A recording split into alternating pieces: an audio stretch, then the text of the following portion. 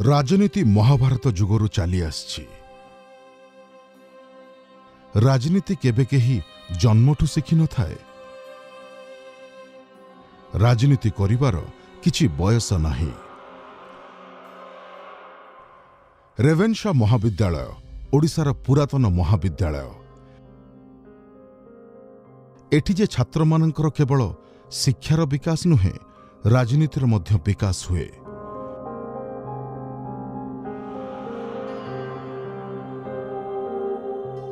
एही रेवेन्शा महाविद्यालय केते जे राजनेता जन्म करिछि ताहा अकलनीय।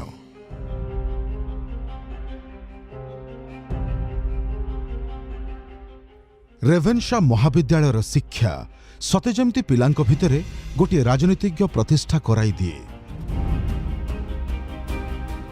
एही कहानी भी सेमिति नियारा।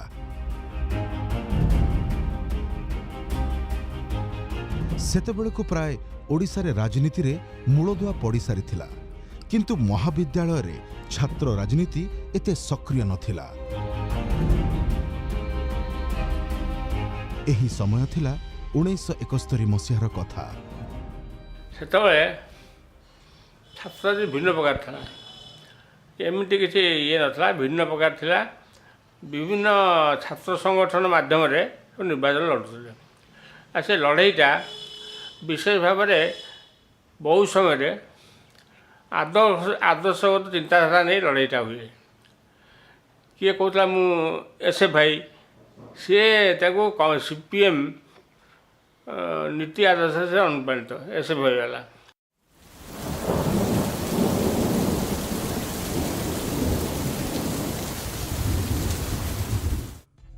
1971 मसीहा से दिन गोटे कोठरी रे पिलामानंकर लागी रहिथिला चलचंचल। पिलामानंक भितरे योजना हेउथिला एथर महाविद्यालय निर्वाचन रे किए हब प्रेसिडेंट। अरुण भाई जिंदाबाद, अरुण भाई जिंदाबाद। सेतेबेले कांग्रेस रे जो छात्र संगठन थिला ताकू स्टूडेंट्स यूनियन कहा जाउथिला। तत्कालीन मुख्यमंत्री नंदिनी शतपथी तत्वावधान रे 1971 मसीह गढ़ा जाइतिला ओडिशार प्रथम छात्र संगठन, जार नाम थिला national students union of India, jar secretary हेले क्षितिज सामंतराय एवं प्रेसिडेंट हेले अरुण पट्टनायक। सेतबेले निर्वाचन आमर बहुत कम खर्च होता। आमे आपण प्रजातंत्र खबर कागज जानी, प्रजातंत्र खबर कागज जो मैंने प्रेस वर्कर से आम को सब समर्थन करते। आमे तांको पाखु जाइकरी मागिकी तांको प्रेस काली घिनी आसु। प्रेस काली रे टिके किरोसिनी मिले विभिन्न कांथरे विभिन्न जगह सुंदर भाव में अरुण को भोट दियो ये करी लेख। कांथ असना करूनु बड़ सुंदर आम आर्टिस्टिक पिला माने सब आर्टिस्ट पिला थिले। माने मरीगला जड़े बेमकेश महांती जे कि ललित कला एकाडेमी सेक्रेटरी थिले, से स्टूडेंट फेडरेशन थिले। से गोल गोल अक्षरे आउ जड़े अच्छा तापस मुखार्जी केड़े सुंदर भाग से लिखुले। से लेखा होता तापर कौन ना खबर कागज सब मागी जाची आ घर ता घर खबर कागज आणबू ताधरे ताकू मध्य ये दांत काटी चोबई ताकू गली ताधरे ना लेखा लेखा होता। तेणु कम खर्च रे केम निर्वाचन करा जाई परिबो सेटा खाली नुहे ये जो चांचेरा चांचेरा बाउंस चांचरा ताकू लगे पिला माने एमती धरिकी ता भितर चल चल के अरुण को भोट दो, अरुण को भोट दो, अरुण। तेणु यहीटा थिला कि आमर प्रतिपक्ष माने अन्न माने से माने केते पैसा खर्च करते पोस्टर फोटो फोटो दे ना आम बिना ये गुड़ा चाकचक्य नाला कारण पिलांकर से आदर्श है कहीं ना पिला माने बोलते अरे ये हूँ जहाँकि यार कम खर्च अच्छी ये निश्चित भाव में अच्छी ये मैंने बड़ बड़िया पिला या किए पैसा पतर देती कौन है धारणाटा से तुला। तेणु अरुण माने सी जो जहाँ कहले नहीं से जो मूलदुआ पड़ी से मूलदुआ ही अरुण विकास साहाय्यकारी है।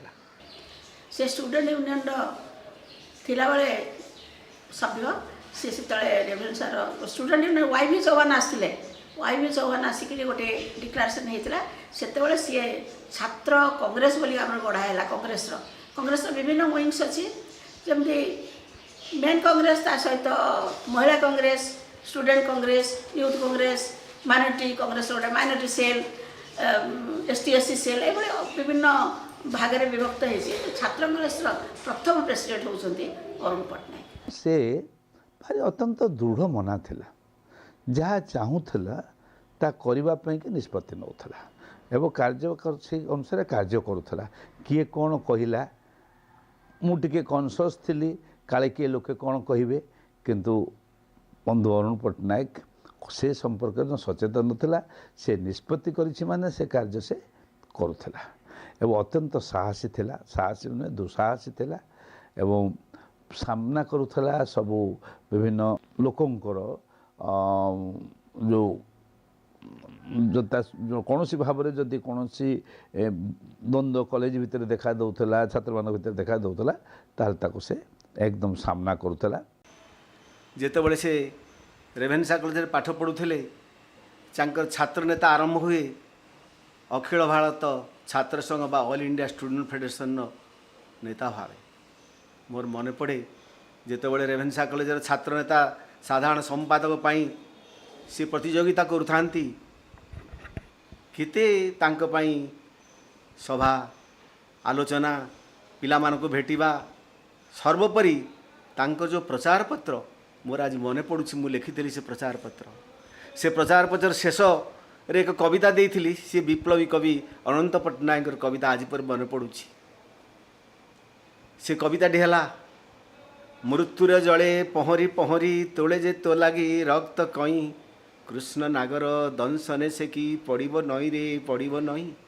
ସେତେବେଳେ ଯେଉଁ ବିରୋଧୀ ଛାତ୍ର ନେତା ଥିଲେ ୟାଙ୍କ ବିରୁଦ୍ଧରେ କିଛି ଅପପ୍ରଚାର କରୁଥିଲେ, ସେହି ଅପପ୍ରଚାରକୁ ଖଣ୍ଡନ କରିବାକୁ ଆମେ ଲେଖିଥିଲୁ ସେ କବିତାଟି ଯେ ତମେ ଯେତେ ଯାହା କର ସେଥିରେ ମୁଁ କେବେ ନଈ ପଡ଼ିବି ନାହିଁ, ମୁଁ ଛାତ୍ରମାନଙ୍କ ପାଇଁ କାମ କରିବି, ଛାତ୍ରମାନଙ୍କ ଦାବି ପାଇଁ ଦାବି ଉପସ୍ଥାପନ କରିବି, ସେଥିପାଇଁ କାମ କରିବି, ଆନ୍ଦୋଳନ କରିବି, ବିଭିନ୍ନ ଆନ୍ଦୋଳନରେ ଝାସ ଦେବି, ଦରକାର ହେଲେ ଆମର ପ୍ରିନ୍ସିପାଲ ଆମର ଯେ ଅଧ୍ୟକ୍ଷ ତାଙ୍କ ସମ୍ମୁଖରେ ସେମାନଙ୍କ ଦାବି ଉପସ୍ଥାପନ କରିବି, ଦରକାର ପଡ଼ିଲେ ଆମେ ସରକାର ପର୍ଯ୍ୟନ୍ତ ମଧ୍ୟ ଯାଇପାରୁ।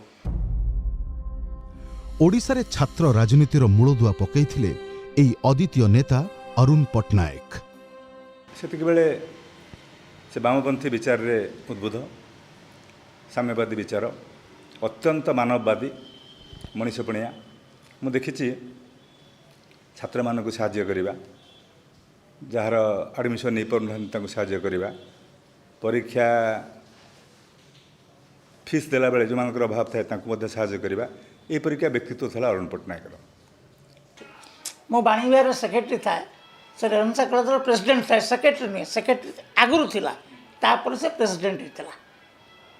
ଦିନେ ମୋତେ ପ୍ରପୋଜ କଲା ଯେ ଗୋଟେ କାମ କରିବା, ଛାତ୍ର ୟୁନିୟନର ତ ଏତେ ପଇସା ନାହିଁ, ତେଣୁ ତମର ମୋର ମିଶିକିରି ଯେହେତୁ ବାଣୀବିହାରଟା ଏୟାରପୋର୍ଟଟା ପାଖରେ ଅଛି, ଗୋଟେ ଗେଷ୍ଟ ଯୋଗାଡ଼ କରିବା, ଆମେ ଗୋଟେ ନିର୍ଦ୍ଦିଷ୍ଟ ଚିନ୍ତାଧାରାକୁ ଆଗକୁ ନେବାନି। ତାଙ୍କର ମୋର ମିଳିତ ଭାବରେ ମଧ୍ୟ କଂଗ୍ରେସ ପ୍ରତି ଆନୁଗତ୍ୟ ଥିଲା, କିନ୍ତୁ ତା ସତ୍ତ୍ୱେ ମଧ୍ୟ ସେ ବୌଦ୍ଧିକ କଥା ଚିନ୍ତା କରି ଉଦ୍ୟମ ଆରମ୍ଭ କରିଥିଲା।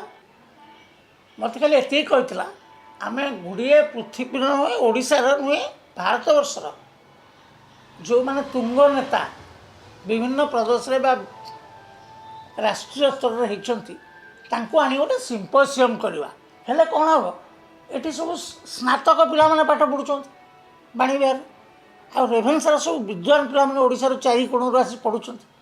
ତାଙ୍କ ଭିତରେ ଗୋଟେ ଚିନ୍ତାଧାରା ରହିବ, ଏ ଯେଉଁ ପୂର୍ବପନ୍ଥୀ, ଦକ୍ଷିଣପନ୍ଥୀ, ବାମପନ୍ଥୀ, କେନ୍ଦ୍ରପନ୍ଥୀ, ସେଥିରୁ ଆମକୁ କ'ଣ ମିଳିବ? ଛାତ୍ରମାନେ ଜାଣନ୍ତୁ କେଉଁଟା ତତ୍କାଳୀନ ଅବସ୍ଥାରେ ଠିକ୍। ଭୀଷଣ ପରିଶ୍ରମୀ ଥିଲେ ଏବଂ ବହୁ ଉତ୍ସାହୀ ଥିଲେ, ଯେଉଁଥିପାଇଁ ସେ ସବୁ ପଲିଟିକାଲ ପାର୍ଟିର ଦ୍ୱାରସ୍ଥ ହେବା ତାଙ୍କ ପାଖରେ ସହଜ ସାଧ୍ୟ ଥିଲା। ଆଉ ଜିତିବା ତାଙ୍କର ଗୋଟେ ଥିଲା ବ୍ରତ, ମାନେ ମୁଁ ହାରିଲେ ବି ପୁଣି ଜିତିବି, ଏଇଟା ଥିଲା ତାଙ୍କର ଲକ୍ଷ୍ୟ। ବର୍ତ୍ତମାନର ନୟାଗଡ଼ ଜିଲ୍ଲା ସେତେବେଳେ ପୁରୀ ଜିଲ୍ଲା ଭିତରେ ଲୁଚି ରହିଥିବା ଖଣ୍ଡପଡ଼ା ଏପରି ଏକ ସୁପୁତ୍ରକୁ ତା ମାଟିରେ ଜନ୍ମ ଦେଇଥିଲା, ଯାହା ଓଡ଼ିଶା ମାଟିକୁ ଶୁଣେଇଥିଲା ନୂଆ ସମ୍ବାଦ। ସେଦିନର ଅରୁଣ ଆଭାସ ଦେଇଥିଲା ଅନେକ ସମ୍ଭାବନାକୁ।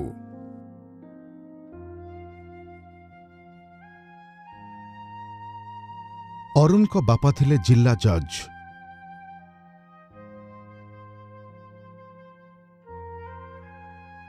ଅରୁଣଙ୍କର ବାଲ୍ୟକାଳ କଟିଥିଲା କଟକର ଝାଞ୍ଜୁରୀ ମଙ୍ଗଳା ଘରେ। ଆମେ ବାପା ମାଙ୍କର 7 ଜଣ ପୁଅ ଝିଅ।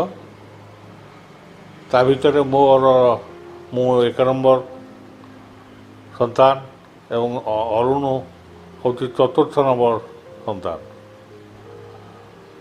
ପିଲାଦିନୁ ତା ଭିତରେ ଲିଡରସିପ୍ କ୍ୱାଲିଟି ବା ନେତା ହେବାର ଯେଉଁ ଗୁଣ ସେଇଟା ବହୁତ ଭଲ ଥିଲା। ଆମେ 2 ଜଣ ଯାକ ରେଭେନ୍ସା ଏବଂ ବାଣୀବିହାରରେ ଗୋଟିଏ ସମୟରେ ଆଜି ଲୋକମାନେ ଛାତ୍ରମାନେ ରାଜନୀତି କରୁଛନ୍ତି କାହିଁକି ମାନେ କେମିତି ଭାବରେ କେଉଁଠି ଛାତ୍ର ରାଜନୀତି କରୁଛନ୍ତି ଏବଂ ରାଜନୈତିକ ଦଳଭୁକ୍ତ ଆମେ ଯେ 2 ଜଣ ଯାକ ଯେ ଦଳର ବିଚାର ଭିତରେ ନଥିଲୁ ତା ନୁହେଁ, କିନ୍ତୁ ନିଷ୍ପତ୍ତି କରିଥିଲୁ ଯେ ଆମେ ଏଜୁକେସନ୍ ଶିକ୍ଷାନୁଷ୍ଠାନଟାକୁ ଆମେ ରାଜନୈତିକରଣ କରିବୁ ନାହିଁ, ଯେଉଁଥିପାଇଁ କି ସେ ସମୟରେ ସବୁ ଦଳର ନେତାମାନଙ୍କୁ ଭାରତ ସର୍ବଭାରତୀୟ ନେତାମାନଙ୍କୁ ଆମେ 2 ଜଣ ଡାକିକିରି ଏକ ସମୟରେ ରେଭେନ୍ସାରେ ଏବଂ ବାଣୀବିହାରରେ ଆମେ କରିଥିଲୁ ସେମିନାର କରିଥିଲୁ ୱିଦ୍ ଡେମୋକ୍ରେସି ଇନ୍ ଇଣ୍ଡିଆ, ଭାରତବର୍ଷର ଗଣତନ୍ତ୍ରର ଗତି କୁଆଡ଼େ। ଇଏ ହେଉଛି 1972-73ର କାହାଣୀ। ସେ ଯେତେବେଳେ କି ଆମେ ଜାଣିପାରୁଥିଲୁ ଯେ ଗୋଟେ କ'ଣ ଘଟିବାକୁ ଯାଉଛି ବୋଲିକିରି ଆମେ 2 ଜଣ ଯାକ କରିଥିଲୁ ଓ ଅନେକ ନେତା ଭାରତବର୍ଷରୁ ଆମେ ନିମନ୍ତ୍ରିତ କରିଥିଲୁ ସବୁ ଦଳର। ସେଥିରେ ଜନସଂଘର ଆସିଥିଲେ, CPIMର ଆସିଥିଲେ, CPIର ଆସିଥିଲେ ଏବଂ ତାରକେଶ୍ୱର ସିହ୍ନା ସଂଗଠନ କଂଗ୍ରେସରେ ଆସିଥିଲେ, ମଧୁ ରଣବତେ ସୋସିଆଲିଷ୍ଟ ପାର୍ଟିରେ ଆସିଥିଲେ। ଏସବୁ ରାଜନୈତିକ ଦଳମାନଙ୍କର ନେତା ଏବଂ କୃଷ୍ଣକାନ୍ତ ଆସିଥିଲେ କଂଗ୍ରେସରୁ। ସେ ସମସ୍ତଙ୍କୁ ଡାକିକିରି ଆମେ 2 ଜଣ ଯାକ କରୁଥିଲୁ। ଏଣୁ ଆମର ବିଚାରଧାରାରେ ସାମଞ୍ଜସ୍ୟ ଥିଲା, ଏକାଠି ଥିଲୁ। ଆମର ମତ ପାର୍ଥକ୍ୟ ବି ଘଟୁଥିଲା, ଆମ ଭିତରେ ଦ୍ୱନ୍ଦ୍ୱ ବି ଘଟୁଥିଲା, କିନ୍ତୁ ବନ୍ଧୁତା ବି ରହିଥିଲା। ମୋର ସୌଭାଗ୍ୟ ମିଳିଥିଲା ଅରୁଣ ଭାଇଙ୍କ ସହିତ ରେଭେନ୍ସାର ସକ୍ରିୟ ରାଜନୀତିରେ 2 ଥର ସହଭାଗୀ ହେବାର। ଥରେ 1970-71 ମସିହାରେ ସେ ଥିଲେ ରେଭେନ୍ସା ଛାତ୍ର ୟୁନିୟନର ସମ୍ପାଦକ ଏବଂ ମୁଁ ସହ ସମ୍ପାଦକ ହୋଇଥିଲି। ପୁଣି ଆଉ ଥରେ 1972-73 ମସିହାରେ ସେ ବିପୁଳ ଭୋଟରେ ସଭାପତି ପଦରେ ନିର୍ବାଚିତ ହେଲେ ଏବଂ ମୁଁ ସେ ବର୍ଷ ମଧ୍ୟ ସମ୍ପାଦକ ଭାବେ ନିର୍ବାଚିତ ହୋଇଥିଲି। ଆଜି ରେଭେନ୍ସା କଲେଜ ଯେଉଁ ରେଭେନ୍ସା ବିଶ୍ୱବିଦ୍ୟାଳୟରେ ପରିଣତ ହୋଇଛି, ପ୍ରଥମେ ମହାବିଦ୍ୟାଳୟ ହୋଇଥିଲା, ସ୍ୱୟଂଶାସିତ ମହାବିଦ୍ୟାଳୟ, ତାପରେ ସ୍ୱୟଂଶାସିତ ବିଶ୍ୱବିଦ୍ୟାଳୟ। ୟାର ଚେର ଅରୁଣ ଭାଇ ହିଁ ପକାଇଥିଲେ। ସେ ଯେତେବେଳେ ସଭାପତି ଥିଲେ 1972-73 ମସିହାରେ, ମୋର ମନେ ଅଛି ରେଭେନ୍ସା କଲେଜର ସମସ୍ତ ଛାତ୍ରଛାତ୍ରୀ ଗୋଟେ ବିରାଟ ପଟୁଆରରେ ରେଭେନ୍ସା କଲେଜରୁ ବାହାରି କଟକ କଲେକ୍ଟରେଟ୍କୁ ଯାଇଥିଲେ ଏବଂ ସ୍ମାରକପତ୍ର ରାଷ୍ଟ୍ରପତି, ପ୍ରଧାନମନ୍ତ୍ରୀ, ରାଜ୍ୟପାଳ, ମୁଖ୍ୟମନ୍ତ୍ରୀଙ୍କ ଉଦ୍ଦେଶ୍ୟରେ ପ୍ରେରିତ ହୋଇଥିଲା। ଏବଂ ତାପରେ ଅବଶ୍ୟ ସେହି ଏଜେଣ୍ଡାକୁ କେହି ହାତକୁ ନେଲେ ନାହିଁ, କିନ୍ତୁ କାଳକ୍ରମେ ସେଇ ଯେଉଁ ଚେର ପକାଇଥିଲେ ସେଇଟା ହିଁ ମହାଦ୍ରୁମ ହେଇ ଆଜି ରେଭେନ୍ସା ବିଶ୍ୱବିଦ୍ୟାଳୟ ଗଢ଼ି ଉଠିଛି। ରେଭେନ୍ସାର ଗୋଟିଏ ଗେଟ୍ ଥିଲା, ବହୁତ ଭିଡ଼ ହେଉଥିଲା। ତେଣୁ ସାମ୍ନାକୁ ଗୋଟେ ଗେଟ୍ ଖୋଲିବା ପାଇଁ ବହୁତ ସେତେବେଳେ ଲଢ଼େଇ ବି କରିବାକୁ ପଡ଼ିଲା। ତାଙ୍କରି ସମୟରେ ଆଲାଉ କରାଗଲା ଯେ ସେତେବେଳେ ୟୁନିଭର୍ସିଟି ଅଣ୍ଡର ତ ଥିଲା ରେଭେନ୍ସା, ଏବେ ସିନା ଅଟୋନମସ୍ ହେଇଯାଇଛି। ରେଭେନ୍ସାକୁ ମିଳିଲା ପରମିସନ୍ ଆଉ ଗୋଟେ ବଡ଼ ଗେଟ୍ ଖୋଲିବା ପାଇଁ। ଯେଉଁ ଷ୍ଟୁଡେଣ୍ଟମାନଙ୍କର ହଷ୍ଟେଲ ପ୍ରୋବ୍ଲେମ୍, ଷ୍ଟୁଡେଣ୍ଟମାନଙ୍କର ଯେକୌଣସି ସମସ୍ୟା ସବୁଥିରେ ସେ ଇନଭଲ୍ଭ ହେଇ ପଡ଼ନ୍ତି ଏବଂ ଚେଷ୍ଟା କରନ୍ତି। ମୁଁ ଦେଖିଛି ଭୁବନେଶ୍ୱରଠୁ ଦିଲ୍ଲୀ ପର୍ଯ୍ୟନ୍ତ ସେ ବହୁତ ଥର ଦୌଡ଼ନ୍ତି ସେ ସମୟରେ ଏବଂ କେତେଟା ରିଭାଇଭ୍ କରିଛନ୍ତି, କେତେଟା ନୂଆ ନୂଆ କଥା ଆଣିଛନ୍ତି ସେତେବେଳେ। ସେତେବେଳେ ରେଭେନ୍ସା ମହାବିଦ୍ୟାଳୟ ସମ୍ମୁଖରେ ଥିଲା ମାଳମାଳ ଦୋକାନ ବଜାର। ଜନଗର୍ଜନ ଓ ସଂଘର୍ଷର କ୍ଷିପ୍ର ଶବ୍ଦ ଛାତ୍ରମାନଙ୍କ ପଢ଼ାକୁ ବ୍ୟାଘାତ କରୁଥିଲା।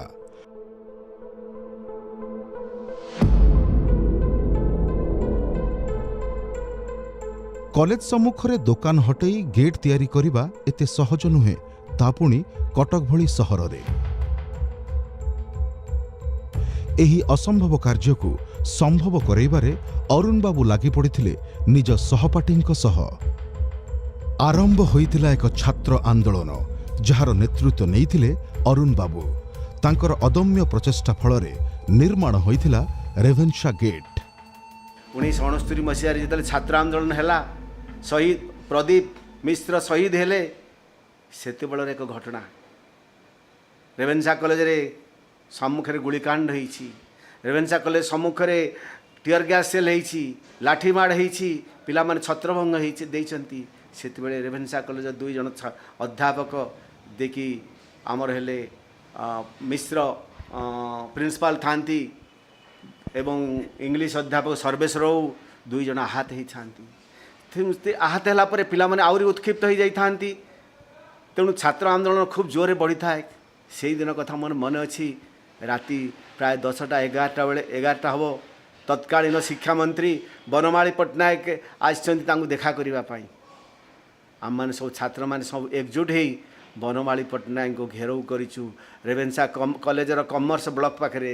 ସେତେବେଳେ ଦେଖିଛି ଅରୁଣ ପଟ୍ଟନାୟକଙ୍କର ଅଗ୍ରଣୀ ଭୂମିକା, ସେତେବେଳେ ଦେଖିଛି ତାଙ୍କର ସ୍ଲୋଗାନ, ସେତେବେଳେ ଦେଖିଛି ତାଙ୍କର ସାଂଗଠନିକ ଶକ୍ତି।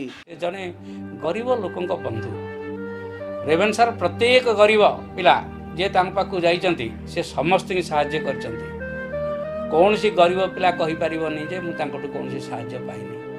ମୋ ଜାଣତରେ 50ରୁ ଅଧିକ ପିଲାଙ୍କୁ ସେ ନିଜେ ପଇସା ଖର୍ଚ୍ଚ କରିକି ପାଠ ପଢ଼ାଇଛନ୍ତି ଏବଂ ତାଙ୍କର ଉତ୍ତରୋତ୍ତର ଉନ୍ନତି ପାଇଁ ଚେଷ୍ଟା କରିଛନ୍ତି। ଯେଉଁମାନଙ୍କର ସାର୍ଥକ ପଇସା ନଥିଲା, ଆର୍ଥିକ ଅବସ୍ଥା ବହୁତ ଖରାପ ଥିଲା, ସେଭଳିଆ ପିଲା କେବେ ଭାବିନଥିଲେ ସେ MA ପାଠ ପଢ଼ିପାରିବେ। କିନ୍ତୁ ଅରୁଣ ପଟ୍ଟନାୟକ ସାଙ୍ଗେ ମିଶିଲା ପରେ ଅରୁଣ ବାବୁ ତାଙ୍କୁ ଏମିତି ସାହାଯ୍ୟ କଲେ, ସମସ୍ତେ BA MA ପାସ୍ କରିକି ରେଭେନ୍ସା କଲେଜକୁ ଯାଇଛନ୍ତି ଏବଂ ସମସ୍ତେ ତାଙ୍କୁ ଝୁରୁଛନ୍ତି। ଅରୁଣ ପଟ୍ଟନାୟକ ପ୍ରଥମେ ଛାତ୍ର ରାଜନୀତି କି ଗାଁ ଗହଳିର ଭଲ ଛାତ୍ର ଏବଂ ଗରିବ ଛାତ୍ରମାନଙ୍କ ପାଖରେ ପହଞ୍ଚାଇଥିଲେ। ତାଙ୍କର ଭୋଟ ବ୍ୟାଙ୍କ ରାଜନୀତି ନଥିଲା। ଛାତ୍ର ନେତା ହିସାବରେ ସେ ଜଣେ ଅତି ସାହାଯ୍ୟକାରୀ ଏବଂ ଉପକାରୀ ଛାତ୍ର ନେତା ଥିଲେ। ଅନେକ ମେଧାବୀ ଛାତ୍ରଙ୍କୁ ସେ ଆଣି ରେଭେନ୍ସା ମହାବିଦ୍ୟାଳୟରେ ପାଠ ପଢ଼ାଇଥିଲେ। ମୁଁ ଯେତେବେଳେ ରେଭେନ୍ସା କଲେଜରେ ଜଏନ୍ କରିଥିଲି, ସିଏ ସେ ବର୍ଷ ସେକ୍ରେଟାରୀ ପାଇଁ କଣ୍ଟେଷ୍ଟ କରିଥିଲେ ଏବଂ ସିଏ ସେ ବର୍ଷ ଜିତିଲେ, ସେକ୍ରେଟାରୀ ପାଇଁ ଜିତିଲେ। କିନ୍ତୁ ମୁଁ ତାଙ୍କୁ ଭୋଟ ଦେଇନଥିଲି, ମୁଁ ତାଙ୍କ ବିରୁଦ୍ଧରେ ଭୋଟ ଦେଇଥିଲି। ମୁଁ ନୂଆକି ରେଭେନ୍ସା କଲେଜକୁ ଆସିଥିଲି, ସେତେବେଳକୁ ଇଲେକ୍ସନ୍ କ୍ୟାମ୍ପେନ୍ ଚାଲିଥିଲା, ମୁଁ ତାଙ୍କୁ ଭୋଟ ଦେଇନଥିଲି। କିନ୍ତୁ କ'ଣ ହେଲା କେମିତି ହେଲା ମୁଁ ଜାଣିନି, କିନ୍ତୁ ସେ ହଠାତ୍ ସେ କେମିତି ମୋର ବନ୍ଧୁ ହେଇଗଲେ। ସେ ସେକ୍ରେଟାରୀ ହେଲା ପରେ ମୋର କେମିତି, ମୁଁ ଏବେ ମନେ ପଡ଼ୁନି ମାନେ ହାଓ ସେ ଆମେ ସାଙ୍ଗ ହେଲୁ କେମିତି ମୁଁ ଜାଣିନି। କିନ୍ତୁ ନେକ୍ସଟ ଇୟର ଯେତେବେଳେ ସିଏ ପ୍ରେସିଡେଣ୍ଟ ପାଇଁ କଣ୍ଟେଷ୍ଟ କରୁଥିଲେ, ମୁଁ ତାଙ୍କର କ୍ୟାମ୍ପେନ୍ ମ୍ୟାନେଜର ଥିଲି। ଏବଂ ଯେଉଁଦିନ ସେ ବର୍ଷ ସିଏ ଇଲେକ୍ସନରେ ହାରିଗଲେ, କାରଣ ସେ 5th ଇୟରରେ ଟିକେ ପ୍ରିମ୍ୟାଚୁଅରଲି ଠିଆ ହେଇଥିଲେ। ନର୍ମାଲି 6th ଇୟର ପିଲା ପ୍ରେସିଡେଣ୍ଟ ପାଇଁ ଠିଆ ହୁଅନ୍ତି, ସେ 5th ଇୟରରେ ଠିଆ ହେଇଥିଲେ। ଆଉ ଯେତେବେଳେ ଇଲେକ୍ସନ୍ ରେଜଲ୍ଟ ବାହାରିଲା, ମୁଁ ସେ ହଠାତ୍ ଦିନଯାକ ତାଙ୍କ ସାଙ୍ଗରେ ବୁଲୁଥିଲି। ଠିକ୍ ରେଜଲ୍ଟ କାଉଣ୍ଟିଂ ହେଲା ବେଳକୁ ମୁଁ ଆଉ ତାଙ୍କୁ ସେ କୁଆଡ଼େ ଚାଲିଗଲେ ମୁଁ ଦେଖିନି। ମୁଁ ସେ କଲେଜରେ ଥିଲି। ଯେତେବେଳେ ହାରିଗଲି ମୁଁ ବି ବଡ଼ ଦୁଃଖରେ ମୁଁ ଯେତେବେଳେ ମୋ ରୁମ୍କୁ ଫେରିଲି, ମୁଁ ଦେଖିଲି ମୋ ରୁମ୍ରେ ମୋରି ବେଡ଼୍ରେ ସେ ଶୋଇଛନ୍ତି। ମାନେ ମୁଁ ତାଙ୍କୁ ଖୋଜୁଛି ସେ କୁଆଡ଼େ ଗଲେ, ଇଲେକ୍ସନ୍ ରେଜଲ୍ଟ ବାହାରିଛି, ଆମେ ହାରିଛି। ମୁଁ ତ ସିଏ ହାରିଗଲେ ବୋଲି ଭାବୁନଥିଲି, ନା ଆମେ ନିଜେ ହାରିଯାଇଛୁ। ଅଲମୋଷ୍ଟ ମୁଁ ଖୋଜି ଯେତେବେଳେ ପାଇଲିନି ତାଙ୍କୁ, ମୁଁ ଆସିକି ମୁଁ ଯେତେବେଳେ ହଷ୍ଟେଲକୁ ଆସିଲି, ମୋ ରୁମ୍ରେ ମୋରି ଖଟରେ ସେ ଶୋଇଥିଲେ। ଆଉ ସେ ଏତେ ଜୋରରେ ହସିଲେ, କ'ଣ ପ୍ରଦୀପ ବାବୁ ହାରିଗଲ ମାନେ କହିକି ହୋ ହୋ ହେଇକି ସେ ହସିଲେ, ମୋ ଆଖିରୁ ଲୁହ ବାହାରିଗଲା। ମାନେ ସେ ଯେତେବେଳେ ଦୁଃଖରେ ଥାନ୍ତି ଆକ୍ଚୁଆଲି ବହୁତ ଜୋରରେ ହସନ୍ତି। ମୁଁ ନିଜେ ହୃଦବୋଧ କରିଛି, ଦଳ ମତ ନିର୍ବିଶେଷରେ ସେ ସମସ୍ତଙ୍କ ପ୍ରାର୍ଥୀ ଥିଲେ। ସେତେବେଳେ SFI ଗୋଟେ ପାୱାରଫୁଲ୍ ଗୋଷ୍ଠୀ ଥିଲା। DSO, ABVP ସେମାନଙ୍କର ପ୍ରାୟ ରେଭେନ୍ସା କଲେଜରେ ସତ୍ତା ନଥିଲା। ମୁଁ ନିର୍ବାଚନରେ ଦେଖିଛି ଯେଉଁମାନେ ଟିକେ ନରମପନ୍ଥୀ ସେମାନେ ପ୍ରାୟ ଅରୁଣ ପଟ୍ଟନାୟକକୁ ସମର୍ଥନ କରୁଥିଲେ। କିନ୍ତୁ ଏ କଠୋରପନ୍ଥୀ କମ୍ୟୁନିଷ୍ଟମାନେ ମଧ୍ୟ ତାଙ୍କର ପ୍ରାର୍ଥୀ ଦେଇ ମଧ୍ୟ କୌଣସି ନେତା ତା ବିରୁଦ୍ଧରେ କିଛି କହିବାକୁ ସାହସ କରୁନଥିଲେ କିମ୍ବା ଭଲ ପାଇଯାଇଥିଲେ ବୋଲି କହୁନଥିଲେ। କିନ୍ତୁ ଦଳୀୟ ନୀତି ଦୃଷ୍ଟିରୁ ସେ SFIରେ ଗୋଟେ କ୍ୟାଣ୍ଡିଡେଟ୍ ତାଙ୍କର ବି ଦେଇଥିଲେ। ଜୀବନର ଏମିତି ସୋପାନ ସବୁ ଆଣିଦେଲା ତାଙ୍କ ଜୀବନରେ ଛାତ୍ର ସଂଗଠନ ଗଢ଼ି ତୋଳିବାର ନୂଆ ଶକ୍ତି। ଅରୁଣ ପଟ୍ଟନାୟକ ସହିତ ଛାତ୍ର ଅବସ୍ଥାରେ ଏବଂ ଯୁବ କଂଗ୍ରେସର ସାଥୀ ଆକାରରେ अनेक समय कार्य करिवार सुजोग मु पाइथिली। से जड़े छात्र नेता भाव में तांकर रेभेन्सा कॉलेज रे सभापति थिला बेले निजर प्रतिभा एवं तार नेतृत्वर परिचय बलरे से सारा रेभेन्सा कॉलेज तथा राज्य सारा छात्र मानक भितर तार प्रभाव पकई पारिथिले। आमे सांग होइकरी अनेक समय कार्य करिचु एवं अरुण पट्टनायक तांकर सहयोगी साथी मानक पई सबु बेले जोठी जो समय आवश्यक दिन हो राति हो जिते भी आवश्यक पड़ो से सबु बेले से छिड़ा होकरी ताकू सहयोग करिवारे से मेडिकल काम हो बा से अन्य जेकोसी कार्य हेले मध्य आगभरा होकरी से बाहरुथिले। से जड़े बलिष्ठ संगठक थिले। तांकर सृजनी प्रतिभा युक्ति करिवार शैली मौलिक ज्ञान जोगु छात्र मानकु आकर्षित करि पारुथिले। सेतेबेले अरुण बाबू कॉलेज सिनेट सिंडिकेटर मेंबर थांती। से आरंभ करथिले ओडिसार समस्त महाविद्यालय मानकर छात्र संगठन को जोड़िबा पाए। ओडिसार अन्य सबु महाविद्यालयर छात्र संगठन को कॉलेज सिंडिकेट रे मिसेबाठू आरंभ करी महाविद्यालय मानकर उन्नति छात्र मानक पई सुविधा उपलब्धि ए सबु थिला अरुण बाबूंको प्रथम काम। एकाडेमी राजनीति चाक सरला सिनेट को से जत थर लड़ी 3 थर जाके जीति तार 2 थर मथन से सिंडिकेट मेंबर है। से सब ता पर्सनालिटी ग्रो करिया को चाहे से स्थिर होकि रहिवा लोक न से जुआड हेले गोटे फोरम खोजिकरी से चलियो। Utkal university Senate syndicate election है और से मोहनदर राउत भाइस चांसलर था उत्कल यूनिवर्सिटी कुलपति था उपकूल ये एवं सेठी ये कहले जे मु लड़बी सिनेट सिंडिकेट लड़बी एवं सिनेट इलेक्शन रे सिंडिकेट इलेक्शन रे उत्कल यूनिवर्सिटी एरियाटा हूँ रायरंगपुर मयूरभंज रायरंगपुर ठार बालेश्वर बारिपदा उदला ठू आरंभ करी एपटे केवल सुंदरगढ़ छाड़िकी एपटे केउंझर फेउंझर सबू केउंझर चंपुआ फंपुआ भी आम जाइछू ढेंकानाल जाजपुर पारादीप विभिन्न कॉलेज कम से कम 100-150 कॉलेज आम गोटे मोटरसाइकिल रे गोटा बुलेट थाए गोटा सेकेंड हैंड बुलेट अरुण भाई थाए से बुलेट पछरे सी चलेबे मु बसबी सी पेंट सार्ट गोटे मु गोटे पेंट सार्ट से ओडिशार कम से कम आम 4-5 हजार किलोमीटर मोटरसाइकिल केवल इलेक्शन प्रचार रे आम सिंडिकेट इलेक्शन प्रचार रे जाइछु। ग्रेजुएट मेंबर सब जो माने यूनिवर्सिटी ग्रेजुएट से भोटर से भोट देवे एवं ताकू सब मोबिलाइज करी रिपोर्ट ना ये करेंगे जहाँ से भी से विपुल संख्यार जीतिक आसिले यूनिवर्सिटी सिनेट जिते सिंडिकेट जीतिगला विभिन्न कॉलेज को जाइए विभिन्न कॉलेज आगे पचार तुम कॉलेज कौन असुविधा सुविधा आसी कह यूनिवर्सिटी तरफ कौन तुमको ग्रांट मिल यूजीसी तरफ कौन ये कर एनएसएस अच्छी कि नहीं एनसीसी अच्छी कि नहीं विभिन्न प्रकार आगे कॉलेजर समस्या माने केमती माने समाधान करा ये करा ए विषय बहुत जोर दौले जिते सीनियर मेंबर से मानि ने सांग पंचान कानू सी भी परवर्ती काल सी भी सिनेट सिंडिकेट मेंबर हेले एवं समस्त कहले जे अरुण जोटा कहूँ सी अन्य क्या कहूना छात्र मानक कहूँ एवं कॉलेजर उन्नति कहूँ एवं जितेबले छात्र कांग्रेस विभिन्न दायित्व एवं रेभेन्सा महाविद्यालय सभापति भाव में निर्वाचित हेले छात्र मानकर बहुत मौलिक समस्या कॉलेजर विभिन्न समस्या ताकू भित्ति करी एक व्यापक आंदोलन सृष्टि करि पारिथिले एवं छात्र नेता भाव में जड़े प्रभावशील छात्र नेता थिले। गोटे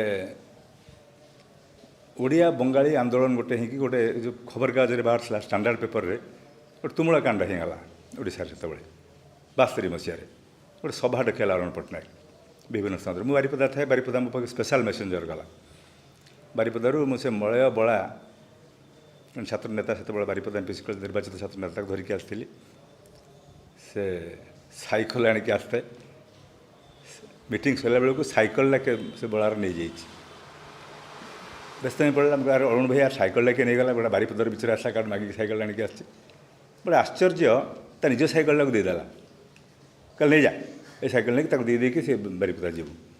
ମୁଁ କହିଲି ତମର ନା ଦେଖିବା, ସେ ନେଇଯାଉ, ସେ ନେଇକି ଯାଉ। ଏଇଟା ଥିଲା ଅରୁଣ ପଟ୍ଟନାୟକ। ଓଡ଼ିଶାର ସେହି ମହାବାତ୍ୟା ସମୟରେ ଅରୁଣ ବାବୁଙ୍କ ନେତୃତ୍ୱରେ ଛାତ୍ର ସଂଗଠନମାନେ ବିପଦସଙ୍କୁଳ ଲୋକମାନଙ୍କୁ ରକ୍ଷା କରିଥିଲେ। ନିଜ ଜୀବନକୁ ଲୋକମାନଙ୍କ ସେବାରେ ଉତ୍ସର୍ଗ କରିଦେଇଥିଲେ ଅରୁଣ ବାବୁ।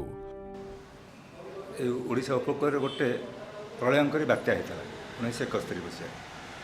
ସେ 71 ମସିହା ବାତ୍ୟାରେ କେନ୍ଦ୍ରାପଡ଼ା, ବର୍ତ୍ତମାନ ଯେଉଁ କେନ୍ଦ୍ରାପଡ଼ା ସବ୍ ଡିଭିଜନ୍ ଥାଏ, ଅନଡିଭାଇଡେଡ଼ ଜିଲ୍ଲା ଥାଏ କଟକ, ବହୁ କ୍ଷୟକ୍ଷତି ହେଇଥିଲା ସେ ମହାକାଳପଡ଼ା ଅଞ୍ଚଳରେ। ଶହ ଶହ ଲୋକ ମରିଥାନ୍ତି, ଗାଈ ଗୋରୁ ମରିଥାନ୍ତି, ମଣିଷ ମରିଥାନ୍ତି। ସେତିକିବେଳେ କଟକ କଲେକ୍ଟର ଯିଏ ଥାନ୍ତି ସେ ଅରୁଣ ଆଉ କିଛି ଛାତ୍ର ନେତାମାନଙ୍କୁ ଛାତ୍ର ଫେଡେରେସନର, ଲ କଲେଜର ଏବଂ ରେଭେନ୍ସା କଲେଜର ତାଙ୍କୁ ଡାକିଥିଲେ କଲେକ୍ଟରେଟ୍। କଲେକ୍ଟର ପ୍ରସ୍ତାବ ଦେଲେ ଯେ ଆମର ବର୍ତ୍ତମାନ ମେସିନାରୀ କମ୍, ଆଉ ଆମେ ନିବେଦନ କରୁଛୁ ଆପଣମାନଙ୍କୁ, ଆପଣମାନେ ଯାଆନ୍ତୁ ମହାକାଳପଡ଼ା, ଯାଇକି ବୁଲି ପଳେଇ ଆସିବେ, କିମ୍ବା ଚାଉଳ ଚୁଡ଼ା ଚିନି ବାଣ୍ଟି ଦେଇ ପଳେଇ ଆସିବେ ତା ନୁହେଁ। ସେଠି ଆପଣଙ୍କୁ ରହିବା ପାଇଁ ପଡ଼ିବ ନିହାତି 10 ଦିନରୁ 15 ଦିନ, କାରଣ ଏତେ ଗାଈ ଗୋରୁ ଏତେ ମଣିଷ ମରିକି ସେ ପଡ଼ିଛନ୍ତି ସେପଟେ, ସେ ଜମ୍ବୁଦ୍ୱୀପ ଇତ୍ୟାଦି ଅଞ୍ଚଳରେ। ସେ ସଫାଇ ପରେ ଦୁର୍ଗନ୍ଧରେ ଫାଟି ଯାଉଛି ନାକ କାନ, ଆଉ ବେମାରୀ ମହାମାରୀ ମାଡ଼ି ଆସିବ। ତେଣୁ ଆପଣମାନେ ଏଇ କାମ ହିଁ କେବଳ ଛାତ୍ରମାନେ ହିଁ କରିପାରିବେ। ଉପବନ୍ଧୁଙ୍କର ନଜିର ଦେଇଥିଲେ, ମୁଁ ବି ସେ ଯାଇଥିଲି ସେ ଯେଉଁ କଲେକ୍ଟରଙ୍କ ସଭାକୁ, ସାଙ୍ଗେ ସାଙ୍ଗେ ଅରୁଣ ସେ ଚ୍ୟାଲେଞ୍ଜକୁ ନେଇଥିଲା। 1971 ମସିହାରେ ଯେଉଁ ପ୍ରବଳ ବାତ୍ୟା ହେଇଥିଲା ରାଜନଗର ଏରିଆରେ, ଆମେ ସେହି ସମୟରେ ରିଲିଫ୍ କାମ କରିବା ପାଇଁ ସେ ଅଞ୍ଚଳକୁ ଯାଇଥିଲୁ। କଟକରୁ ପ୍ରାୟ ବହୁତ ପ୍ରକାର ରିଲିଫ୍ ସାମଗ୍ରୀ ଆମେ କଲେକ୍ଟ କରିକିରି ରାଜନଗର ଯାଇଥିଲୁ। ସେତେବେଳେ ରାଜନଗରକୁ ବି ବ୍ରିଜ୍ ନଥିଲା। ଆମେ ଯେଉଁ ଡଙ୍ଗାରେ ରାଜନଗର ଯାଇ ସେଠୁ ଆଉ ଗୋଟେ ଡଙ୍ଗା ଭଡ଼ା କରି ପୁରା ରାତି ସାରା ଆମେ ସେ କ୍ରିକ୍ ଭିତରେ କୁଆଡ଼େ ଯାଇଥିଲୁ ଆମର ମୁଁ କହିପାରୁନି ଏବେ। ଶେଷରେ ଯାଇ ଆମେ ସେ ଗୁପ୍ତି, ସାତଭାୟା, ଗୋବିନ୍ଦପୁର ସବୁଠାରୁ ରିମୋଟ୍ ଏରିଆ, ସେଇଠି ଆମେ ଯାଇକରି ରିଲିଫ୍ କାମ କରିଥିଲୁ। ପ୍ରାୟ 6-7 ଦିନ ରହିଲୁ। ସେ ଏରିଆରେ କୌଣସି ଘର ତ ନଥିଲା, କେବଳ ଆମେ ଡଙ୍ଗାରେ ରହୁଥିଲୁ। ଜିନିଷପତ୍ର ସେଇ କୂଳରେ ଗୋଟେ କୁଡ଼ିଆ ଭିତରେ ରଖିକି ଆମେ ସେଇଠି ରହିକିରି ମାନେ ଗାଁ ଗାଁ ବୁଲିକିରି ଆମେ ରିଲିଫ୍ କାମ କରିଥିଲୁ। ଅରୁଣ ସେଇ ସମୟର ଗୋଟେ ସ୍ମୃତି ହେଉଛି, ଅରୁଣ ବାବୁ ଆକ୍ଚୁଆଲି ପାଗଳା କୁକୁରକୁ ବହୁତ ଡରନ୍ତି, କାରଣ ସିଏ ଏତେ ଦାଦା ଲୋକ ବୋଲି ସମସ୍ତଙ୍କୁ କହନ୍ତି, କିନ୍ତୁ କହିଲେ ବାବୁ ମୁଁ କୁକୁର ଦେଖିଲେ ସେ ଅତି ଡରନ୍ତି। ଆଉ ସେତେବେଳେ ଚାରିଆଡ଼େ କେବଳ ମଡ଼ା ପଡ଼ିଥାଏ, ମାନେ ଗାଈ ଗୋରୁ ତ ପ୍ରଚଣ୍ଡ, ସବୁଆଡ଼େ ଯୁଆଡ଼େ ଯିବ ମଲା ଗାଈ ଗୋରୁ ପଡ଼ିଥାନ୍ତି, ମଣିଷ ବି ବହୁତ ଥିଲେ। ତେଣୁ ସେଇ ଗୋରୁ ଗାଈ ପଞ୍ଝାଏ କୁକୁର ଖାଉଥିବାର ବହୁତ, ଆମେ ତ ହିଡ଼ରେ ଆମ ପାଖେ ସେତେବେଳେ କିଛି କୋଟି ଯାଇନି, ଆମେ ଚାଲି ଚାଲି ଯାଉଥିବେ, ସେ ସବୁବେଳେ ଆଗରେ ଯାଉଥିବେ, କିନ୍ତୁ କୁକୁର ଦେଖିଲେ ପ୍ରଦୀପ ତମେ ଆଗରେ ଚାଲ। ମୁଁ କହିଲି ଆରେ କ'ଣ କୁକୁରକୁ କ'ଣ ଭୟ? ଆମେ ବହୁତ ଥର ମାନେ ସେ ମୁଁ କହିଲି ନାହିଁ ମୋର ସେ କୁକୁରକୁ ଭୟ ନାହିଁ ବାବୁ, ମୋର ସେ ଇଞ୍ଜେକ୍ସନକୁ ବଡ଼ ଡର। 21ଟା ଇଞ୍ଜେକ୍ସନ ମୋର କିଏ ନେବ? ଅରୁଣ ବାବୁ ଏକାଧାରରେ ଥିଲେ ଜଣେ ଅସାଧାରଣ ବାଗ୍ମୀ, ରାଜନେତା ଏବଂ ଏକ ଉତ୍ତମ ବନ୍ଧୁ।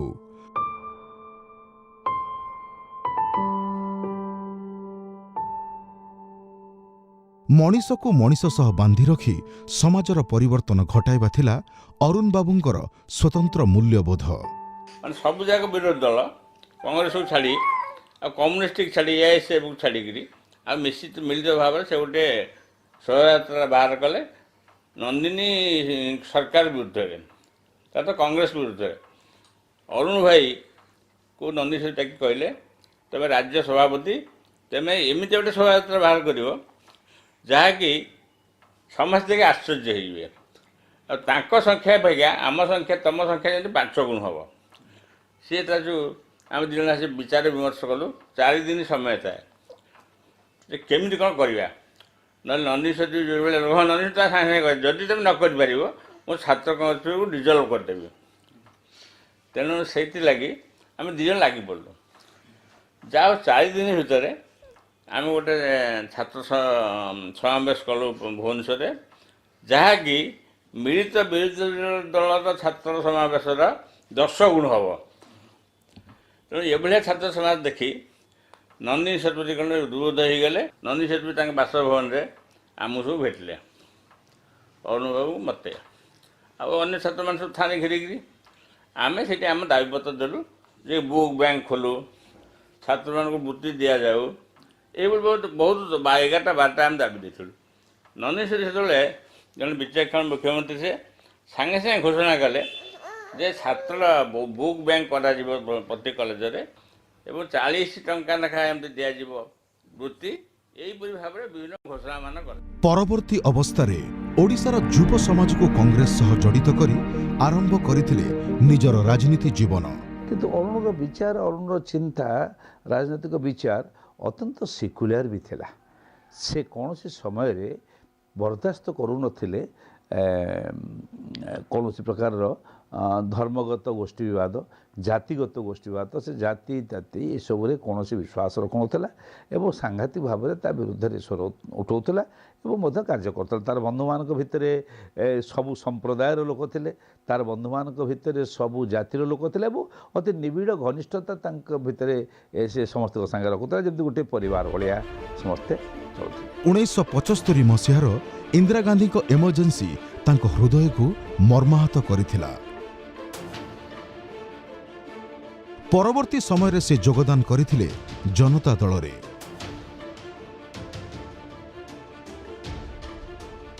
ସେ ଜନତା ଦଳର ଯୁବ ମଙ୍ଗୁଳ ଭାବରେ ଆବିର୍ଭାବ ହୋଇଥିଲେ। ସେ ଥିଲେ ବିଜୁବାବୁଙ୍କ ଅତି ପ୍ରିୟ। ତାଙ୍କ ପ୍ରତିଭା ସବୁ ଦଳକୁ ଆକର୍ଷିତ କରୁଥିଲା। ସବୁ ଦଳର ରାଜନେତାଙ୍କ ସହ ଥିଲା ତାଙ୍କର ଭଲ ସମ୍ପର୍କ। ସେ ଏକାଧାରରେ ଥିଲେ ଜଣେ ଦକ୍ଷ ରାଜନେତା ଏବଂ ଜଣେ ବନ୍ଧୁ। ରେଭେନ୍ସା ମହାବିଦ୍ୟାଳୟର ସ୍ମାରକୀ ଡାକ ଟିକେଟ ପାଇଁକି ଛାତ୍ର କଂଗ୍ରେସ ମାଧ୍ୟମରେ ସେତେବେଳେ କଟକ ସହର ଗୌରୀଶଙ୍କର ପାର୍କ ଠାରୁ ନେତାଜୀ ସୁଭାଷ ବୋଷ ଷ୍ଟାଚ୍ୟୁ ପର୍ଯ୍ୟନ୍ତ ଛାତ୍ର କଂଗ୍ରେସର ବିରାଟ ମଶାଳ ଶୋଭାଯାତ୍ରା କରାଯାଇଥିଲା ଏବଂ ଓଡ଼ିଶା ସରକାର ଏବଂ କେନ୍ଦ୍ର ସରକାରଙ୍କ ନିକଟରେ ଦାବି କରାଯାଇଥିଲା। ସେହି ଅରୁଣ ପଟ୍ଟନାୟକଙ୍କ ନେତୃତ୍ୱରେ ସେ ଦାବି ହୋଇଥିଲା ଏବଂ ତାହାକୁ ସରକାର ଗ୍ରହଣ କରିଥିଲେ। ରେଭେନ୍ସା ମହାବିଦ୍ୟାଳୟ ସ୍ମାରକୀ ଡାକ ଟିକେଟ ପ୍ରକାଶ ପାଇଥିଲା ଏବଂ ଏବେ ମଧ୍ୟ ସେ ସ୍ମୃତି ହେଇକି କନିକା ଲାଇବ୍ରେରୀରେ ରହିଛି। ସେ ତାଙ୍କର ରାଜନୀତି ଜୀବନ ଆରମ୍ଭ କରିଥିଲେ ଖଣ୍ଡପଡ଼ାରୁ, କିନ୍ତୁ ପ୍ରଥମ ନିର୍ବାଚନରେ ହାରି ଯାଇଥିଲେ। ହେଲେ ସେ ନିଜ ଉପରେ ବିଶ୍ୱାସ ହରାଇ ନଥିଲେ। ଗାଁ ଗାଁ ବୁଲି ଲୋକଙ୍କ ଦୁଃଖ ସୁଖରେ ଭାଗିଦାର ହେବା ଥିଲା ତାଙ୍କର ନିଶା। ମଣିଷକୁ ନିଜ ଅନ୍ତରରେ ସ୍ଥାନ ଦେବାର ତାଙ୍କ କଳା ତାଙ୍କୁ 1990 ମସିହାରେ ଏମ୍ଏଲ୍ଏ ହେବା ପାଇଁ ସାହାଯ୍ୟ କରିଥିଲା। ଛାତ୍ର ରାଜନୀତି ସମୟରୁ ତା ସାଙ୍ଗରେ ସମ୍ପର୍କ, ତାପରେ 1990 ମସିହାରେ ସରକାର ଗଠନ ହେଲା ପରେ ତାକୁ ଖଣ୍ଡପଡ଼ାରୁ ଲଢ଼େଇବା, ଜିତିକିରି ଆସିବା, ବିଧାୟକ ହେବା ଏବଂ ସେତେବେଳେ ପୁଣି ସରକାରରେ ମୁଁ ମନ୍ତ୍ରୀ, ତେଣୁ ତା ସାଙ୍ଗରେ ସମ୍ପର୍କ ଅତ୍ୟନ୍ତ ନିବିଡ଼ ହୋଇଥିଲା। ସେ ଏକ ଘନିଷ୍ଠ ସହକର୍ମୀ ଭାବରେ କାମ କରୁଥିଲା। ତା ଭଳିଆ ପିଲା ପ୍ରକୃତରେ ମିଳିବା କଷ୍ଟ। ତା ହୃଦୟବାନ ବ୍ୟକ୍ତି ଥିଲା ସେ ଏବଂ ତାର କାମ ସବୁବେଳେ ଥିଲା ନିର୍ବାଚନ ମଣ୍ଡଳୀର ସେବା କରିବା, ଲୋକଙ୍କ ପାଇଁ କାମ କରିବା। ଗୋଟାଏ ସମୟରେ କେବଳ ସେ ନିର୍ବାଚନ ମଣ୍ଡଳୀ ଭିତରେ ସେ ସୀମିତ ନଥିଲା। ସେ ଗୋଟେ ଗୋଷ୍ଠୀ ଥିଲେ, 4-5 ଜଣ ଏମ୍ଏଲ୍ଏ, ଦଶପଲ୍ଲା ଏମ୍ଏଲ୍ଏ, ବେଗୁନିଆ, ଖଣ୍ଡପଡ଼ା, ନୟାଗଡ଼ ଏପାଖ ଅଞ୍ଚଳର ସବୁଠି ଅରୁଣ ପଟ୍ଟନାୟକଙ୍କର ପ୍ରଭାବ ବି ଥିଲା। ସେ ଗୋଟେ ବିଜେଡି ନଥିଲା, ଜନତା ଦଳ ଥିଲା। ବିଜୁଙ୍କର ନେତୃତ୍ୱ ଜନତା ଦଳ ଥିଲା। ଆଉ ବିରାଟ ରାଲି ସଂଘର୍ଷ କରିଥିଲେ। ସେଥିରେ ଯେଉଁ ହଟିବା ପାଇଁ କଂଗ୍ରେସ ଶାସନ, ସେଥିରେ ହଟିବା ପାଇଁକି ଯେଉଁ ତୃତୀୟ ମେଣ୍ଟ ଗଠିତ ହୋଇଥିଲା, ବିଜେପି ନୁହଁ ତୃତୀୟ ମେଣ୍ଟ ଗଠନ ହୋଇଥିଲା। କଂଗ୍ରେସ ନୁହଁ, ବିଜେପି ନୁହଁ, ତୃତୀୟ ମେଣ୍ଟ। ସେଇ ମେଣ୍ଟ, ସେଇ ଯେଉଁ ମେଣ୍ଟ, ସେଇଥିରେ ବିଜୁଙ୍କ ସହିତ ଆମର ହେଇଥିଲା 18 ଦଫା କର୍ମସୂଚୀ ଗ୍ରହଣ ହୋଇଥିଲା ଲୋକଙ୍କ କଲ୍ୟାଣ ପାଇଁକି। ସେସବୁ ବିଷୟରେ ତା ଉପରେ ଜନଜାଗରଣ ସୃଷ୍ଟି ହେଇଥିଲା। ସେଇ କାମରେ ଅରୁଣ ମଧ୍ୟ ସହାୟତା କରିଥିଲେ। ତା ପୂର୍ବରୁ ସେ ଛାତ୍ର ଆନ୍ଦୋଳନ ଥିଲେ, ରେଭେନ୍ସା କଲେଜର ପ୍ରେସିଡେଣ୍ଟ ହେଇଥିଲେ। ସେ ଆନ୍ଦୋଳନ ନେତୃତ୍ୱ ନେଇଥିଲେ। ସେ ମଧ୍ୟ ବି ଆମର ପାର୍ଟିର ତତ୍କାଳୀନ polit member Ramamurthy P Ramamurthy ତାଙ୍କୁ ରଖିକି ମୋତେ ବି ସମସ୍ତେ ସଭା କରିଥିଲେ ଛାତ୍ର ଆନ୍ଦୋଳନ କାଳରେ। ଛାତ୍ର ଆନ୍ଦୋଳନ ଭାବରେ ସେ ଜଣେ ଏଫେକ୍ଟିଭ୍ ଷ୍ଟୁଡେଣ୍ଟ ଲିଡର ଥିଲେ। ବିଧାୟକ ଭାବରେ ମଧ୍ୟ ବି ନିର୍ବାଚନ ମଣ୍ଡଳୀ କାମ କରିବାରେ ଏଫେକ୍ଟିଭ୍ କାମ କରୁଥିଲେ। ସିଏ ଖଣ୍ଡପଡ଼ାର ଡେଭଲପମେଣ୍ଟ ପାଇଁ ବିଭିନ୍ନ ବିଭାଗର ମନ୍ତ୍ରୀମାନଙ୍କ ପାଖରେ ବସିକରି ଯେମିତି କାମଟାକୁ ଯେମିତି ଛଡ଼େଇ ନିଅନ୍ତି ସେମିତି ସେ ମାନେ ଜବରଦସ୍ତ କରିକିରି ଖଣ୍ଡପଡ଼ାର ଡେଭଲପମେଣ୍ଟ ପାଇଁ କାମ ନେଉଥିଲା କରିକିରି। ଏବଂ ଖଣ୍ଡପଡ଼ାରେ କେତେ ଅଧିକା ଡେଭଲପମେଣ୍ଟ ହେବ, ଖଣ୍ଡପଡ଼ାରେ କେତେ କିଭଳି ଭାବରେ ମହିଳା କଲେଜ ହେବ, ଖଣ୍ଡପଡ଼ାରେ କେମିତି କଲେଜର ଡେଭଲପମେଣ୍ଟ ହେବ, ଏ ସବୁ କଥା ଗୁଡ଼ାକ ତାର ଅପରମୋଷ୍ଟ ଅପରେଟ୍ କରୁছে ତା ମାଇଣ୍ଡ ଭିତରେ। ସକ୍ରିୟ ରାଜନୀତି କରି ଖଣ୍ଡପଡ଼ାରେ ଆଣିଦେଇଥିଲେ ଅନେକ ପରିବର୍ତ୍ତନ।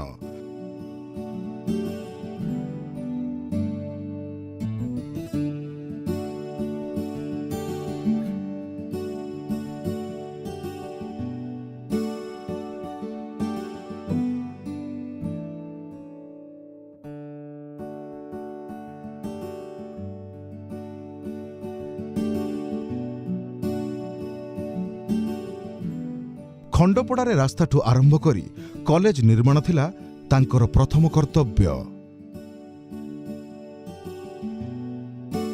ଅଞ୍ଚଳ ଲୋକ ନେଇ କଲେଜଟା କରିଥିଲେ, କିନ୍ତୁ 80 ମସିହାରେ କଲେଜ ପୁରା ଦୈନନ୍ଦିନ ଅବସ୍ଥା ରହିଲା, ଯେଉଁଠି କଲେଜ ଆଉ ଚାଲିପାରୁନି। ଆମେ ଭାବୁଥିଲୁ ଭାଗିଯିବ ବୋଲି, ଏବଂ କେତେକ ଯୋଗଜନ୍ମ ମହାପୁରୁଷ ଯାଇ ସେମାନେ ପ୍ରାୟ ଦେହାନ୍ତ ହେଇଗଲେଣି, ଯାଇକି ଅରୁଣାଙ୍କୁ ଭେଟିଲେ କଟକରେ। ଅରୁଣାଙ୍କୁ ଭେଟିକିନି କହିଲେ ଯେ ଆସନ୍ତୁ ଆଜ୍ଞା ଆମର କଲେଜ କରିବୁ, ଆଉ କଲେଜ କରୁଛୁ, ଏମିତି ଆମ ଭିତରେ ବିଶୃଙ୍ଖଳା ହେଇଛି, ଆପଣ ଆସନ୍ତୁ କଲେଜଟା ଆମେ କେମିତି ପୁନରୁଦ୍ଧାର କରିବା। ଆଉ ତାର ଅରୁଣାକୁ ଆସିଲେ, ଏଠି ମିଟିଂ କଲେ ଏବଂ କଲେଜଟାକୁ ସେ ପୁନରୁଦ୍ଧାର କଲେ, ନହେଲେ କଲେଜ ହେଇପାରିନଥାନ୍ତା।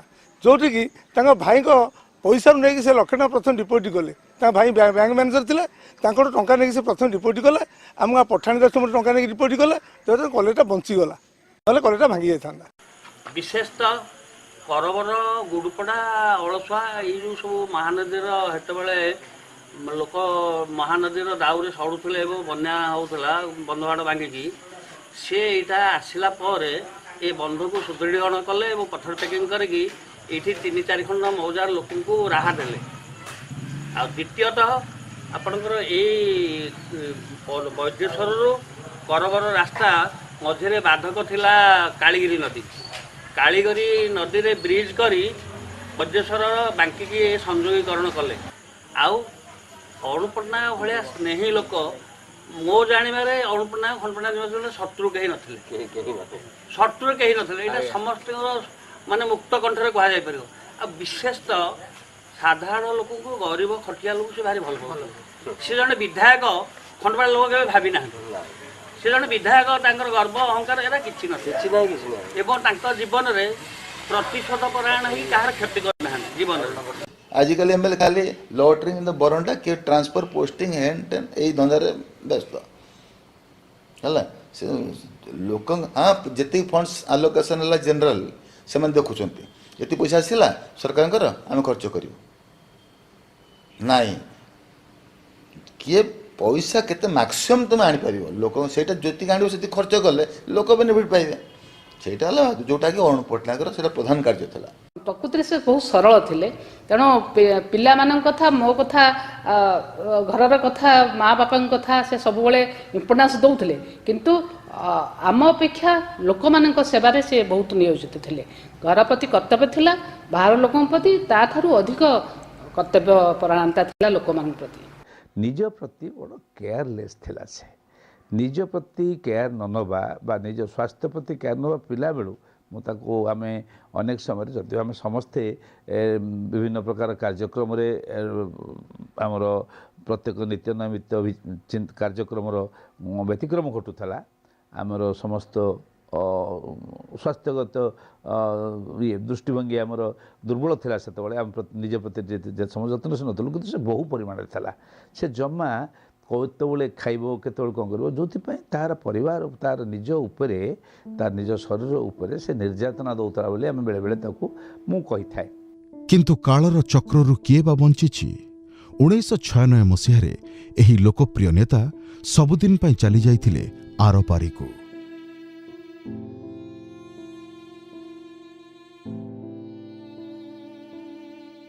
ଉଦୟବାନ ସୂର୍ଯ୍ୟ ସବୁଦିନ ପାଇଁ ଅସ୍ତ ହୋଇଗଲେ। ଏହି ସୁପୁତ୍ର ସନ୍ତାନକୁ ହରେଇ ବସିଲେ ଓଡ଼ିଶାର ସମସ୍ତ ଛାତ୍ର ସଂଗଠନ ଏବଂ ଖଣ୍ଡପଡ଼ାବାସୀ। ସିଏ ସେହି ସମୟ ସେ କେତେ ଖଣ୍ଡପଡ଼ାରେ ପପୁଲାର ମୁଁ ନିଜେ ଦେଖିଛି। ତା ଡେଡ୍ ବଡି ସହିତ ମୁଁ ସେ କନଷ୍ଟିଚ୍ୟୁଏନ୍ସି ଯାଇଥିଲି। କେବେ ଆଗରୁ କେବେ ଖଣ୍ଡପଡ଼ା ଯିବାର ସୁଯୋଗ ମିଳିନଥିଲା। ସେଇଦିନ ତା ଡେଡ୍ ବଡି ସାଙ୍ଗେ ଦେଖିଛି।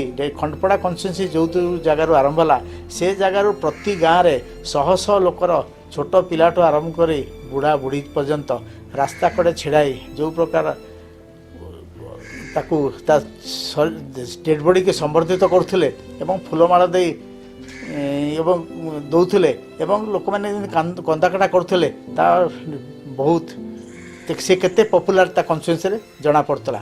ତା ଛଡ଼ା ପର୍ଟିକୁଲାର ଖଣ୍ଡପଡ଼ାରେ ପହଞ୍ଚିଲା ପରେ ଯେଉଁ ପ୍ରକାର ଭିଡ଼ ହେଲା ତାର ଶବଧାରରେ ପୁଷ୍ପମାଲ୍ୟ ଦେବା ପାଇଁ ତାର ମଧ୍ୟ ଦେଖିବାର କଥା।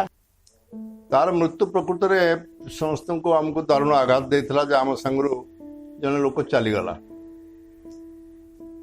କିନ୍ତୁ ଖଣ୍ଡପଡ଼ାବାସୀ ଅବଶ୍ୟ ତାକୁ ତାର କାମକୁ କେବେ ସମାଲୋଚନା କରିନାହାନ୍ତି, ତାକୁ ମନେ ରଖିଛନ୍ତି, ତାକୁ ସେତିକି ଭଲ ପାଉଥିଲେ। କାରଣ ଆଜିକାଲି ସେବା ମନୋଭାବ ପ୍ରାୟ ଲୋକଙ୍କର ନାହିଁ। ବିଧାୟକ ମାନେ ସମସ୍ତେ ସମ୍ପତ୍ତି ଆହରଣ କରିବାରେ ବ୍ୟସ୍ତ। ତାର ସମ୍ପତ୍ତି ଆହରଣ କରିବା ସେ ମନୋଭାବ ତାର ନଥିଲା। ସିଏ ଲୋକଙ୍କ ପାଇଁ ଥିଲା, ଲୋକ ତା ପାଇଁ ଥିଲେ।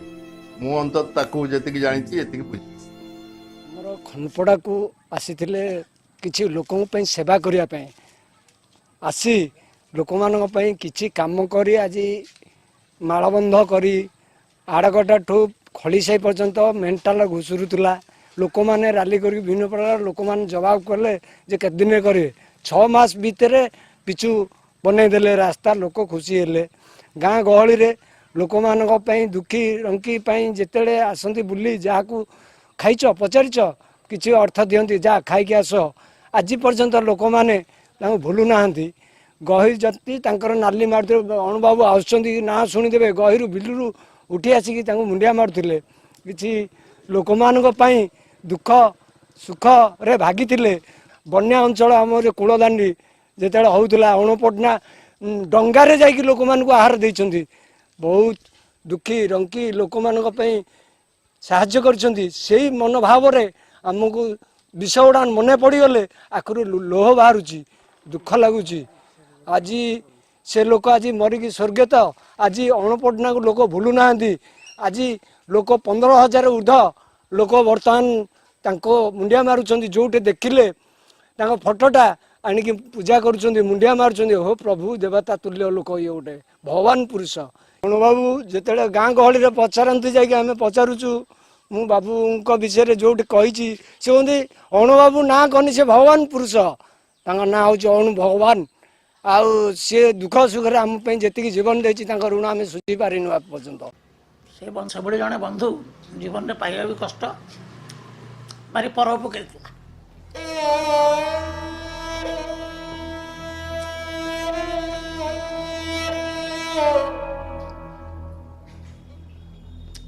ପକେଟରେ ପଇସା ନଥିଲେ ବି ସାହାଯ୍ୟ ସେ କରିବ।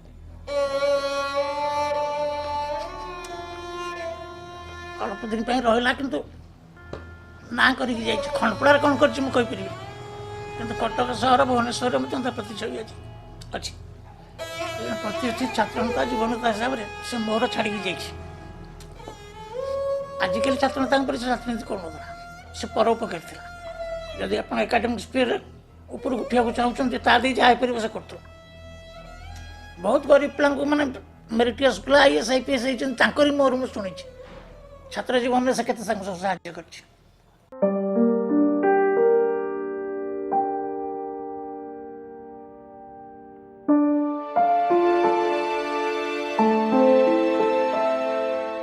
ଏବେ ଅରୁଣ ବାବୁ ନାହାନ୍ତି ସତ, କିନ୍ତୁ ତାଙ୍କୁ ବଞ୍ଚାଇ ରଖିଛି ତାଙ୍କର ନୀତି, ଆଦର୍ଶ, କାର୍ଯ୍ୟଦକ୍ଷତା ଏବଂ ମାନବିକତା।